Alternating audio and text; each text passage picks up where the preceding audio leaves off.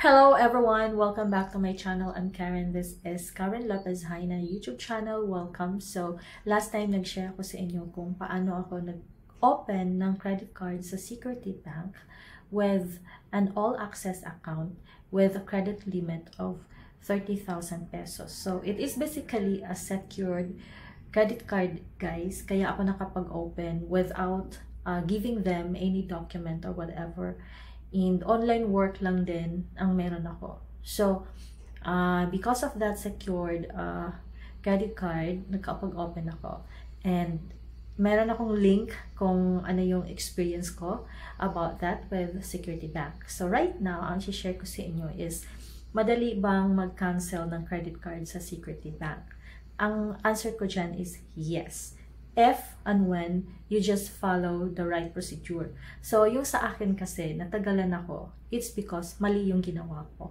But then, I need to follow that process para mapadali yung pagtanong ko sa kanila kung ano ba talaga ang gagawin. Kasi, nagbasa ko online kung mahirap bang mag-cancel ng credit card sa Security Bank. And then, maraming nagsasabi na mahirap talaga and matagal nilang na-process at nakuha yung whole account money na nandun sa account nila. So, natakot ako kasi at the time, I need to cancel my credit card and close my account kasi I need the money. So, meron kasi akong 25,000 na deposit sa kanila.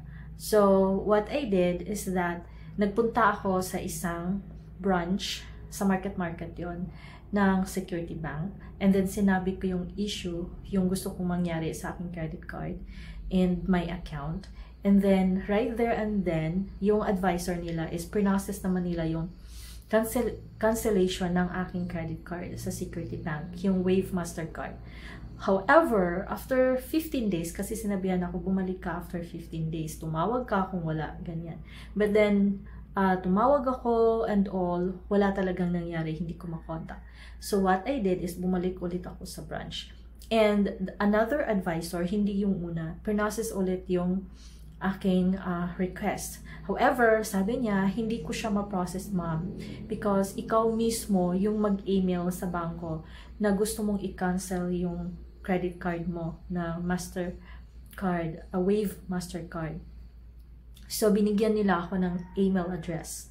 And, so, the email address that he gave me, yun yung ginamit ko. Nag-email agad ako. So, September 15 yon nag-email ako.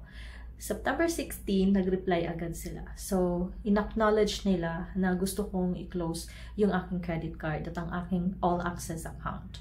And, yeah, so nung nag-reply sila, natuwa ako kasi binigyan nila ako ng promise na ipa-process nila, i-endorse nila yung aking cancellation request.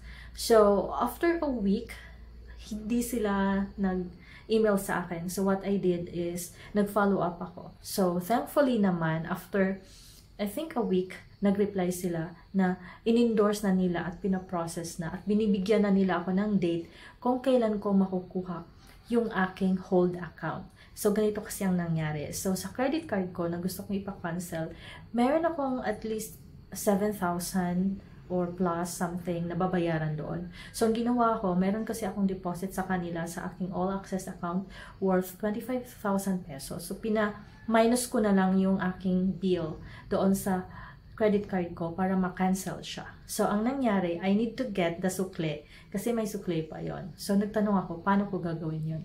So, luckily, after a week, yung sinabi ko, nag-reply sila, and then, pupuntahan ko daw sa bank.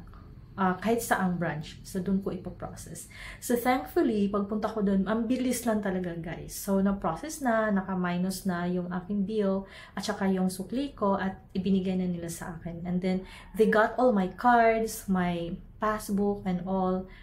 Kasi, sa kanila na yun. Isisirain kasi nila yun. So, nakuha ko na din yung sukli. So, ganun lang kadali, guys, mag-process ng cancellation of credit card sa Security Bank. As long as susundin mo lang yung tamang proseso and sasabihin mo lang talaga sa kanila yung rason kung bakit mo siya i-cancel and bakit mo i-close yung account. meron kasi akong all access account na kailangan ko ding i-close para yung pera doon is maipambayad ko sa utang ko sa kanila, sa last bill ko sa credit card, and yung sukli is magagamit ko. So, that's all for today, and if you have questions, you can share your comments down below, and thank you so much for watching. I'll see you next time, and don't forget to subscribe. Bye!